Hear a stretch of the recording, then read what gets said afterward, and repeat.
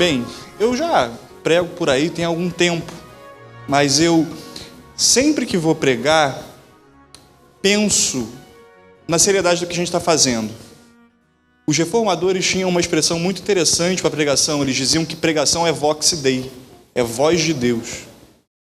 Quem se propõe a pregar, em algum momento, durante alguns minutos, assume a voz de Deus. Isso não quer dizer que eu seja a voz de Deus, mas que, de acordo com os reformadores, isso acontecia porque a gente prega a Bíblia.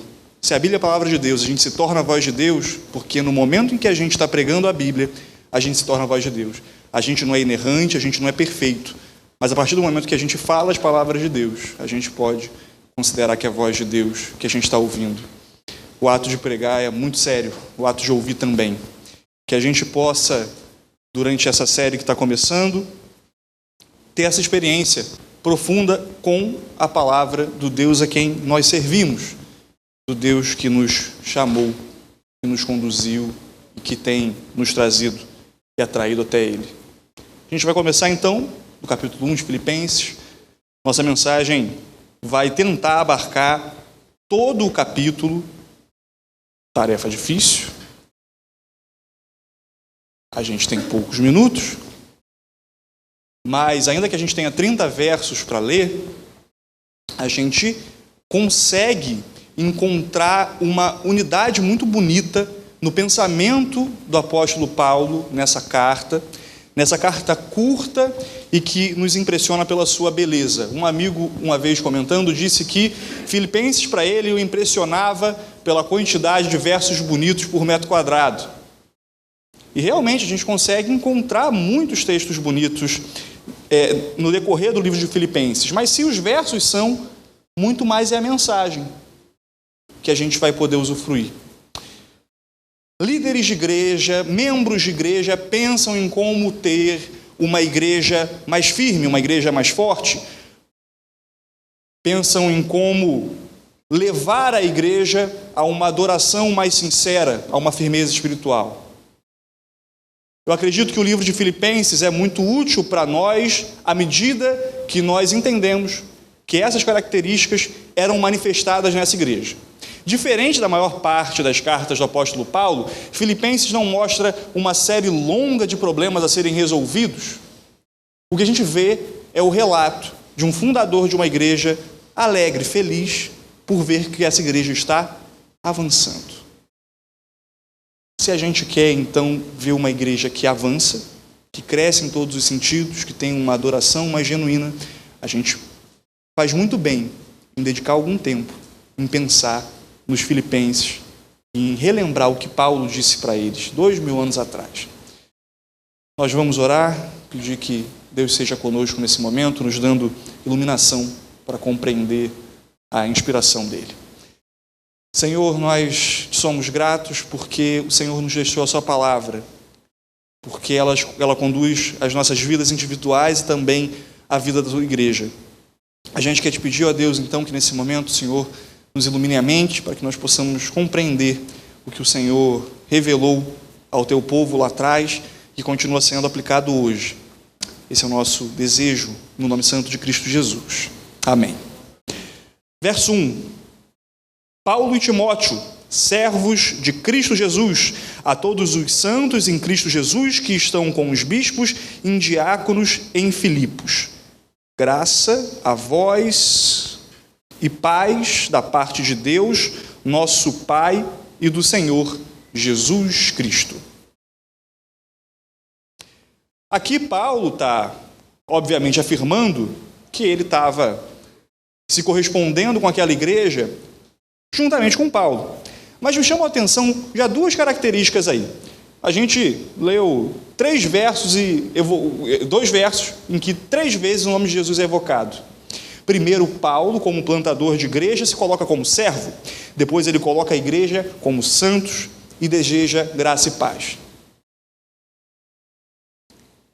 Tudo pertence a ele no livro de Filipenses. O servo que havia plantado entende que o seu papel foi o de alguém que trabalhou por Jesus. e que o seu papel resultou em santos que agora o seguem e que o servem. E ele proclama, em 2 versos introdutórios, verdades bíblicas que para nós são muito preciosas. Ele deseja a ele graça e paz. Graça do Senhor que nos resgatou e que nos salvou, e a paz que só vem mediante essa realidade espiritual. Graça e paz são conceitos correlatos, eles andam juntos.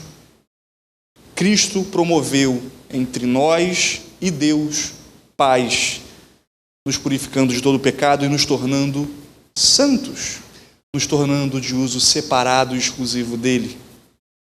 A igreja de Filipos era uma igreja que havia sido instalada através do trabalho do apóstolo Paulo. Quando a gente vai a Atos, capítulo 16, a gente percebe como é que esse trabalho de plantio aconteceu. Paulo estava acompanhado de Silas. Em algum momento, ele tem uma visão. E ele vê um macedônio, que era alguém que morava numa região dominada pelo Império Romano, onde estava a igreja de Filipos. Esse macedônio diz para ele que ele precisava ouvir a palavra. Paulo sente com isso que ele estava sendo movido a pregar a esse público que até então estava fora do planejamento missionário dele. E o que acontece? Paulo vai. E Paulo, quando chega lá, encontra Lígia, uma comerciante. E logo depois disso, Lígia não só ouve Paulo e a sua pregação, como chama toda a sua família, e ali nasce a igreja de Corinto. Lígia se converte, leva junto toda a sua família. Logo em seguida, a gente vê uma história também fantástica em Atos, que é a ocasião em que Paulo se encontra com aquela jovem possessa, uma escrava, e dá a ela libertação. Por essa razão, os donos daquela menina, que era possessa por demônios e que fazia adivinhações, pedem que Paulo seja preso. Ele é preso junto a Silas. E na cadeia o que acontece? A gente sabe. Um terremoto acontece. Portas são abertas e eles podem sair livres. Isso deixa o centurião, o responsável, o oficial romano, preocupadíssimo. A cadeia estava aberta e ele faz com quem iria se matar. E o que acontece depois disso? Ninguém sai, surpreendentemente, daquela cadeia. Mais um milagre, uma intervenção divina. E o resultado disso é que aquele homem entende que algo sobrenatural havia acontecido e pergunta a Paulo o que ele precisava para ser salvo. Crendo no Senhor Jesus, será salvo tu e tua casa. Terceira conversão. E agora a igreja avança. O próprio capítulo 16 de Atos vai mostrar que a igreja avançava em quê? Em crescimento numérico, para a honra e glória de Deus. Essas pessoas eram os santos que foram conduzidos através de um servo que encontraram em Deus graça e agora usufruíam de paz. Aquele centurião que pretendia se matar encontra a vida. A escrava encontrou libertação. Era esse o povo que Deus estava plantando naquela cidade. Verso 3, dou graças ao meu Deus por todas as vezes em que me lembro de vós, fazendo sempre súplicas por todos vós, em todas as minhas orações com alegria, em razão da vossa cooperação na causa do Evangelho, desde o primeiro dia até agora. Paulo podia olhar para o passado, ver como aquela igreja vinha sendo conduzida, ver como aquela igreja vinha crescendo, como aquela igreja atuava e cooperava, como diz o verso 5, na causa do Evangelho. Aquilo resultava para ele em alegria. Enquanto em algumas ocasiões ele precisava olhar para trás e, enfim, relembrar, como no caso aos Gálatas, a gente viu isso ontem na pregação do Caldas, que, enfim, aquelas pessoas passavam ali por uma ocasião em que estavam deixando o que haviam realizado para trás. Em Filipos a gente vê uma realidade diferente. Eles caminhavam para frente. E esse para frente deles honrava o passado. E eles caminhavam juntos a Jesus, juntos a Cristo. Cresciam em todos os sentidos possíveis. Era uma igreja que avançava. E Paulo continua dando algumas características dessa igreja que, acredito eu, são extremamente úteis para que nós possamos almejar saúde espiritual para os dias de hoje. A gente vê que aquela era uma igreja que estava em constante crescimento, mas quais seriam os vetores, quais seriam as características que a gente pode olhar para uma igreja que está saudável? A gente olha para uma igreja que está saudável e pensa que é só uma igreja que está em crescimento, é uma igreja que tem e manifesta grandes números, é uma igreja que aparentemente tem muito entusiasmo. A gente vai enxergar que não. A gente vai enxergar que a própria alegria que Paulo propõe e que deve ser uma realidade da igreja, muitas vezes está distante de alguns propósitos que eu e você temos, de alguns planos que eu e você fazemos para a igreja. Verso 6, e eu estou certo disso, aquele que começou a boa obra em vós, irá aperfeiçoá-la até o dia de Cristo Jesus. É justo que eu me sinta assim a respeito de todos vós, pois estáis em meu coração, já que todos sois participantes comigo da graça, tanto nas minhas prisões, quanto na defesa e na confirmação do Evangelho. Deus é testemunha de que tenho saudades de todos vós, com a tenra misericórdia de Cristo Jesus. Percebam algo extremamente interessante aqui. O verso 6 coloca que esse avanço espiritual que o povo de Filipos experimentaria era constante, que a boa obra que Deus havia começado não havia terminado. Eles continuavam crescendo pouco a pouco, seguiam a sua marcha, mas que haveria um nível de perfeição em que eles experimentariam apenas no dia de Cristo Jesus. Eu não sei vocês, e eu não sei especialmente como os homens se comportavam em suas casas quando eram solteiros. Mas quando eu era um pouco mais novo e morava com os meus pais, minha mãe dizia que eu tinha uma síndrome de TPM. E não tem nada a ver com aquela das mulheres todo mês, não. Ela dizia que tudo que eu me propunha a fazer em casa, o que eu era obrigado, ficava pela metade, né? Era tudo pela metade. E como jornalista, eu rodei muito por aí, fazendo reportagem e vendo obras públicas que tinham ficado pela metade. Eu lembro de uma série que eu fiz uns anos atrás, em 2014, chamada Ficou na Promessa. Milhões de reais gastos em obras públicas que nenhum de nós usou. Todas na Baixada. Todas elas, porque eu só cobri a Baixada. As promessas que Deus realiza para nós não podem e não farão nunca com que nós sejamos decepcionados com a minha incapacidade, com a casa, como a minha mãe ficava. E se pedir, vai ficar até hoje. Ela também não tem a ver com aquelas promessas que nos decepcionam a cada eleição. O que Deus se propôs a realizar vai ser completo. O que Deus iniciou irá ser realizado com excelência. O que Deus opera não vai ficar pela metade, não vai ficar só na promessa. As promessas de Deus têm a ver com o seu cumprimento. E a gente pode acreditar que Ele é suficientemente fiel e justo para realizá-las. A gente precisa enxergar como igreja que a nossa marcha precisa ser sempre para frente, mas a gente precisa entender que o nível de perfeição que a gente deseja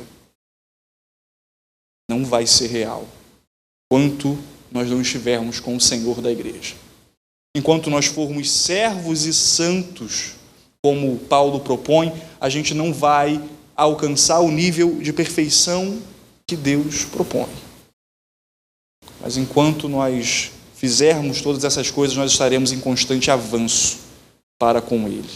O capítulo 2 de Filipenses vai mostrar uma tensão muito interessante. Ele vai falar que nós somos perfeitos, logo depois ele fala que ele não julga ser perfeito, e ele vai dizer que essa perfeição tem a ver com o estágio em que se está. Isso me enche de esperança e de alegria, porque eu entendo que a perfeição que Deus propõe é uma perfeição que se atualiza dia a dia. Não é uma perfeição no conceito grego de um nível de impecabilidade, mas tem a ver com uma marcha de constância para com Deus e de Deus agindo através da sua igreja, fazendo com que ela cresça, tenha maturidade, que ela avance. Isso é uma lição para nós. Muitas vezes a gente pode chegar à conclusão de que, pelo fato de Deus não propor que nós sejamos perfeitos nessa terra, a gente simplesmente vai lidar com as coisas de uma forma extremamente, limitada, mas o que o texto mostra é que a gente não é perfeito num nível absoluto, mas de que a gente avança em perfeição dia a dia e que isso é uma obra de Deus. Há um erro quando nós pensamos na graça de Jesus como sendo algo que promove apenas paz com Deus e perdoa os nossos pecados. O que nós enxergamos na igreja de Filipos e o que nós encontramos no apóstolo Paulo que fala àquele povo é de que eles avançariam dia a dia, prosseguindo rumo ao alvo. Como é que anda a sua vida? Como é que andam suas prioridades? Você pode realmente dizer para Deus de que no decorrer dos anos que você tem passado como crente, a sua vida tem sido a de uma manifestação do poder dele e da transformação que ele realiza? Será que seu caráter vai andando, prosseguindo como deveria? Bem, a igreja de Filipos crescia e tinha menos problemas, porque eles cresciam exatamente perante Deus em uma perfeição que vai se desenvolvendo durante toda a vida. A gente precisa ter mais temor a Deus e preocupar-nos com essa realidade sobre a perfeição, de que Deus exige de nós uma transformação progressiva, que a nossa vida precisa manifestar essa mudança. Percebam o que diz a partir do verso 19. E peço isso em oração, que o vosso amor aumente cada vez mais no pleno conhecimento e em todo entendimento, para que aproveis as coisas superiores, a fim de serdes sinceros e irrepreensíveis até o dia de Cristo, cheios do fruto de justiça que vem por meio de Cristo Jesus, para a glória e louvor de Deus. Frutos de justiça. O processo de salvação na nossa vida não termina quando aceitamos a Jesus, ele está começando. Quando Jesus nos justifica, fazendo com que pecadores possam olhar para Deus e possam ser olhados para Deus com inocência. Isso é um primeiro passo. A conversão e a justificação têm como um segundo passo a regeneração, que vai acontecer durante toda a nossa vida. Nós não só estamos convertidos a Jesus, mas nós estamos sendo convertidos dia após dia. Nós estamos sendo convertidos. Nosso coração está sendo trabalhado por Ele sempre. E se a nossa vida não consegue manifestar essa transformação progressiva, a gente tem um problema. E aí, meus irmãos, vai adiantar a gente pensar na igreja como um coletivo, enquanto nós, como indivíduos que compõem essa igreja, não experimentarmos esse estado de avanço, de crescimento no entendimento, de um amor mais correto. O que Deus quer de nós é um avanço progressivo. Deus não quer de nós uma adoração que se dá sem lógica. Deus não quer de nós uma adoração fria. Deus não quer de nós uma vida desleixada. O que Ele propõe é que o nosso entendimento seja ampliado. O que Ele propõe é que coisas superiores sejam realizadas. Que nós sejamos vistos como sinceros e irrepreensíveis, através não só do sacrifício de Cristo Jesus por nós, que nos justifica, mas da ação dele nos santificando. A gente precisa ver a Cristo como esse, que caminha ao nosso lado, nos levando para uma vida de avanço perante Ele. Se queremos ter uma igreja diferente, Isso tem a ver não com os grandes métodos que temos, com as grandes ideias, com os planejamentos, mas isso tem a ver, em especial, em como nós temos avançado perante Deus, em como o nosso processo de santificação tem se desenvolvido, em que escolhas nós temos tomado. A igreja que pertence a Deus precisa andar nessa marcha para frente, animada, avançando, através que Cristo deu e prometeu a nós, cheios do fruto de justiça. E esses frutos de justiça não têm a ver com uma justificação pelas obras, não confunda. Esses frutos de justiça têm a ver com a ação de Cristo Jesus lhe aperfeiçoando para aquele grande dia. Deus quer lhe aperfeiçoar, quer transformar a sua vida mais do que lhe perdoar. Tudo isso encaminha não para que você agora se sinta melhor que os outros, mas isso encaminha para a glória e louvor de Deus. O avanço espiritual, as vitórias que temos não podem nos levar a um estado de orgulho, porque nenhuma dessas coisas é realizada por nós mesmos.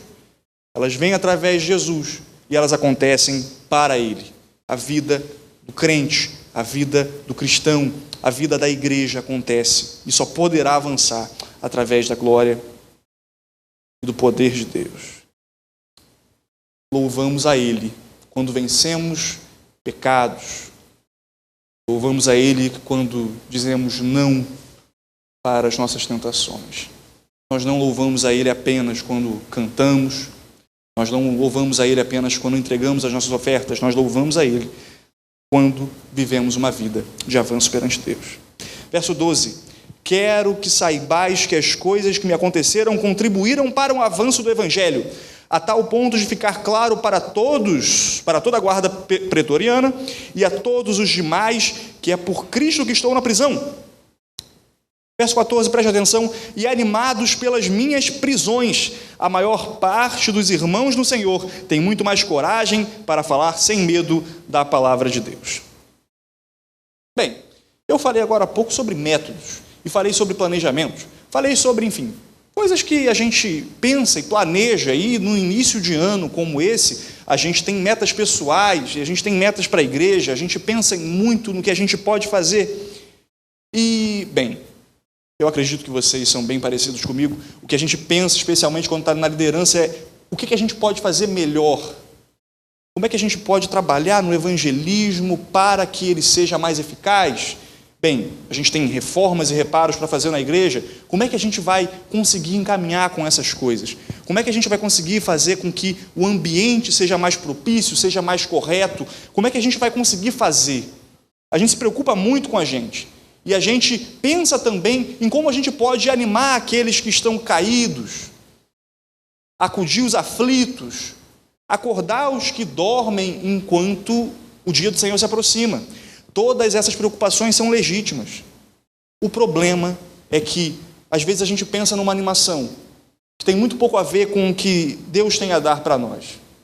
O verso 15 diz que a igreja de Filipos não estava animada porque tinha o melhor pregador da era disponível para fazer uma semana de oração. A igreja de Filipos não estava animada porque tinha a melhor música. A igreja de Filipos não estava animada porque tinha o melhor espaço físico. As circunstâncias não definiam o avanço da igreja de Filipos. Nós estamos corretamente preocupados em fazer com que as circunstâncias sejam melhores. Mas o que os mantinham animados não era isso. A animação deles era tão verdadeira que eles podiam ser animados até mesmo pelas prisões. Paulo não está falando que ele estava sendo animado pelas prisões, ele estava dizendo que a igreja estava sendo animada pelas prisões. Um estado de perseguição era o que estava animando a igreja. Eu fico pensando sobre o que a gente está pensando quando a gente pensa em animar a igreja. A gente vira, sei lá, a gente pensa em programação e a gente pensa numa série de coisas, a gente não está errado em pensar nessas coisas, mas será que a gente está fazendo com que essas coisas que nós fazemos e que nós oferecemos devam ser o que move a igreja de Deus? Estamos profundamente equivocados, estamos ignorando o poder de Deus. Nós devemos ser animados pelo que Ele faz, pelo que Ele já fez. A graça e a paz que Paulo deseja logo no verso 2 tem a ver com a gente chegar aqui e entender o porquê que a gente está animado, ou porquê a gente quer se animar. É claro que é bom que a gente tenha as melhores circunstâncias. E a gente deve aproveitar isso da melhor forma possível. Não tem erro nenhum.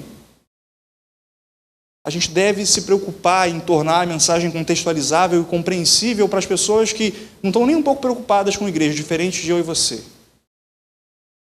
Mas o que nos anima precisa ser uma força que não vem do que nós vemos, do que nós provamos, do que nós tocamos. O que nos anima precisa ser uma profunda convicção no que Deus fez e faz para nos salvar, na graça que Ele nos oferece, na paz que nós precisamos usufruir. Essa paz está disponível a nós. Essa graça foi disponível, está disponibilizada a nós. Se nós, como igreja, queremos avançar, precisamos pensar no que tem nos animado. Eu tenho 22 anos. A maior parte dos meus amigos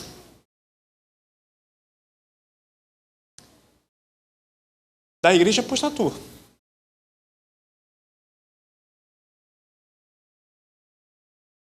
E eu fico pensando em como será que a nossa liderança... desculpa.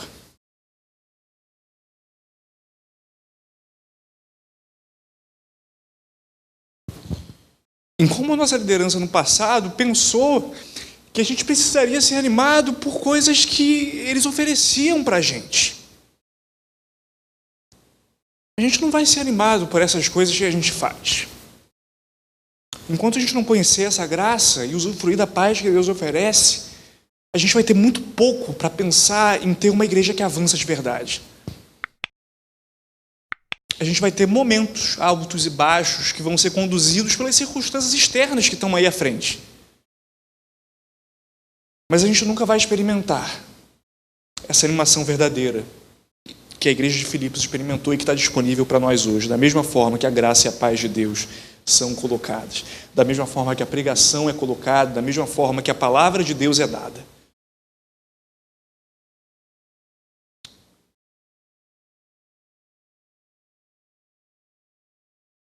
Veja que a igreja não estava isenta de problemas, ela avançava, ela caminhava muito bem, mas ela não tinha e não estava de fato assim numa vibe muito boa.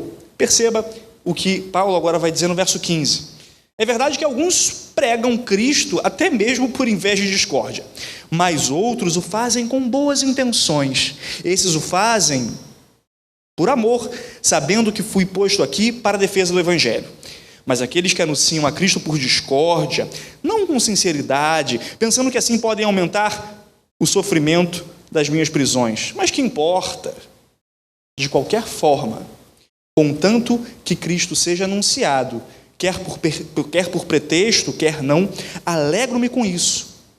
E sim, sempre me alegrarei. Vejam só, ontem nós ouvimos que Paulo começa a carta aos Gálatas apontando para um evangelho falso. Paulo coloca ali a palavra anátema, maldito, dependendo da tradução. Esse é o mesmo Paulo que está escrevendo aos Filipenses. E ele está identificando pregadores falsos. Mas por que a reação de Paulo aqui não foi tão gravosa quanto com Gálatas? Você consegue perceber? A gente está falando de pessoas que pregavam com intenções ruins,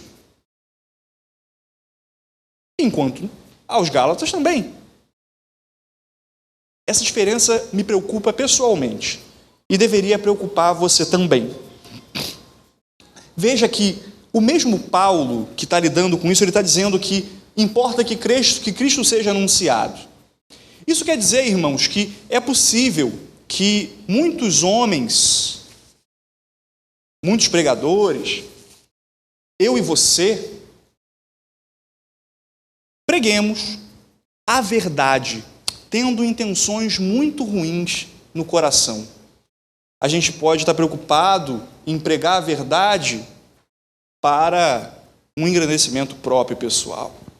Era o caso do que estava acontecendo lá em Filipos. Bem, e aí? Você tem pregado a verdade? Nós adventistas somos orgulhosos por isso. Em algum sentido, esse orgulho é até bom.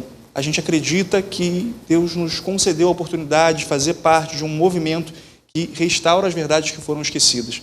Mas o que tem feito com que nós trabalhemos? A gente tem em vista esse poder de Deus e a glória de Deus precisa ser manifestada, ou a gente está preocupado em parecer bonitão?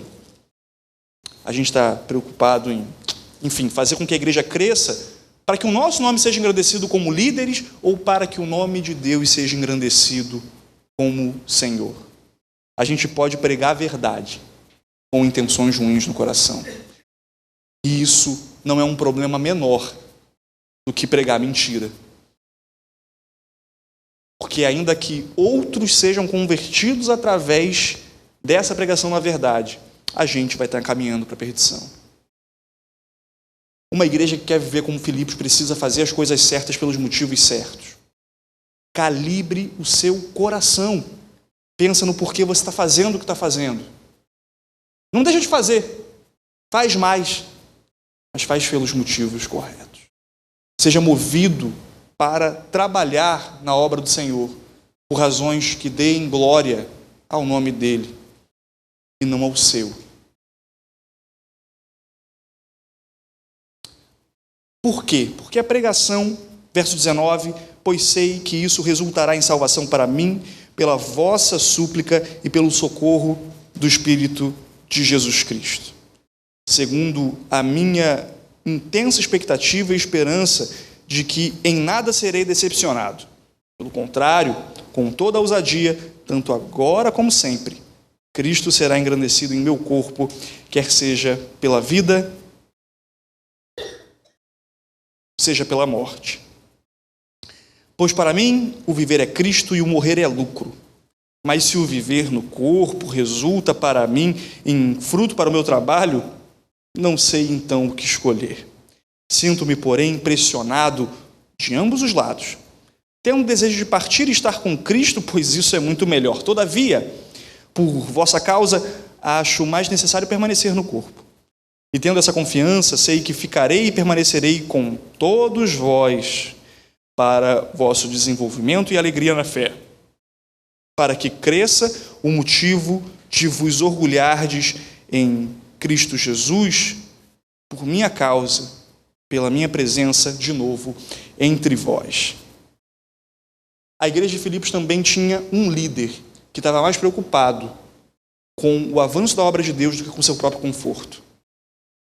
Paulo tinha motivos suficientes para querer morrer, é o que ele diz aqui no texto. Ele escreve essa carta muito bonita, preso.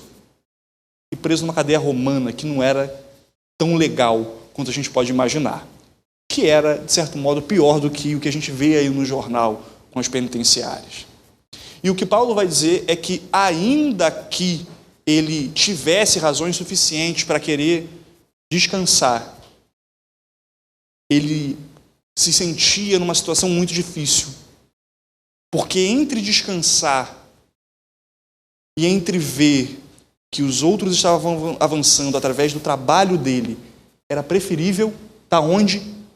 Trabalhando. Era preferível sofrer as consequências.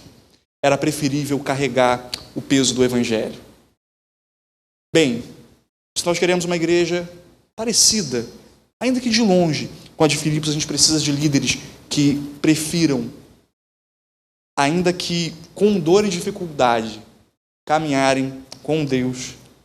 A gente precisa, de fato, de líderes que vejam a pregação e a salvação das almas como sendo mais importante que o seu próprio conforto. Alguns de vocês já são pais. Trabalhamos toda semana e a gente dedica o final de semana, que para a maior parte de nós seria para o culto ao ócio, para estar aqui, e a gente faz reuniões, e a gente organiza culto. Por que isso tudo? Quando chegar um momento em que a gente estiver esgotado e querendo desistir, a gente precisa lembrar do que faz com que a gente se mova. A gente precisa ter amor a essas almas perdidas que precisam ser assistidas por Jesus. A gente precisa entender que a gente está aqui para servir a Jesus e a essas pessoas. Que esse esforço que você está fazendo, quando vem com seu filho pequeno, quando deixa a família em casa, tem a ver com o amor que a gente sente pelos perdidos. Tem a ver com gratidão a Deus pela libertação que Ele nos deu, que a gente quer levar para muitas outras pessoas. É por isso que a gente empenha o nosso tempo, é para isso que a gente empenha os nossos recursos. É para isso que a gente vem à igreja. Pelo amor às pessoas que ainda, diferente de nós, não estão salvas. É por isso que a gente se anima. Não é pelas circunstâncias. É pelo que Deus fez por nós. A gente se anima e aceita o sofrimento por essa razão. É um bom motivo. A salvação dos que estão perdidos. Se a pregação resultar em salvação, isso é motivo suficiente para que a gente esteja animado, para que a gente queira trabalhar, apesar das dificuldades. Vejamos agora os 3 últimos versos, a partir do 27. Somente portai-vos de modo digno do Evangelho de Cristo, para que, quer eu vá e vos veja, quer esteja ausente, ouça acerca de vós, que permaneceis firmes num só espírito, combatendo juntos como uma só alma pela fé do Evangelho. E que em nada estejais atemorizados pelos adversários. Para eles isso é sinal de perdição, mas para vós de salvação isso vem de Deus. Pois, por amor de Cristo, vos foi concedido não somente crer nele, mas também sofrer por ele, tendo o mesmo combate que já vistes em mim, e que agora sabeis que está em mim.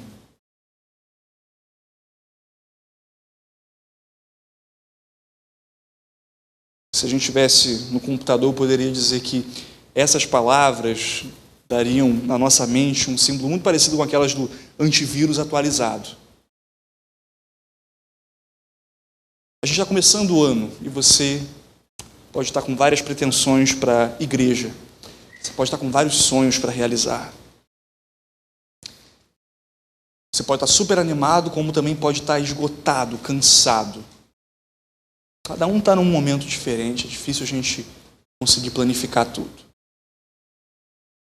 Mas o que eu quero desejar para todos nós, estejamos nós fortes ou caídos com vontade de desistir, estejamos animados, super motivados para esse ano, ou extremamente desalentados. Para ambos os grupos eu desejo com todo o meu coração que a animação que você precisa sentir, que essa paz de Deus que você precisa sentir, estejam no seu coração pelos bons motivos. Que você venha a realizar, que vier a realizar, você venha a trabalhar, seja o que vier a fazer pela causa de Deus, para a honra e glória dele, que você seja motivado por ele, que no seu coração exista um espírito missionário, em que você se mova em amor aos perdidos, em amor ao Evangelho que já chegou a você, em amor ao Deus que lhe salvou e que te fez amigo enquanto você era inimigo. Meu desejo é que você esteja firme na defesa desse Evangelho. Você esteja firme na proclamação dessa mensagem. Que dessa maneira a gente possa usufruir e passar pelo que aconteceu lá em Atos, no capítulo 16. E a igreja ia crescendo. Que o nosso crescimento seja motivado pelo que Deus prometeu por nós. que o nosso trabalho seja motivado pela honra e glória dele. Que nós possamos ser, voltando ao verso 1, aqueles servos de Cristo Jesus que estimulam santos em Cristo Jesus.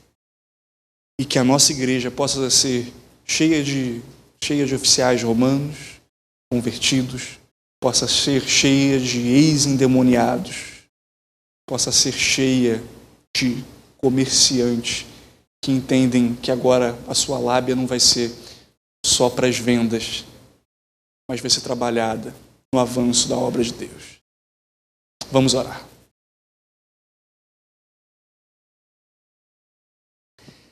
Pai, nós somos gratos pela sua palavra. O que a gente quer te pedir unicamente hoje é que o Senhor nos motive pelos motivos corretos. A gente quer agradecer, ó Deus, porque a gente não precisa estar preocupado com as circunstâncias, a gente não precisa estar colocando a nossa esperança no recurso que vai sair, na obra que a gente precisa, mas a gente pode colocar essa animação apenas no que o Senhor nos dá. O que a gente pede, Pai, é que se essa igreja venha a passar por perseguições pela sua fidelidade, ela seja assistida pelo mesmo sentimento que a igreja de Filipos, ou seja, de animação pelas prisões.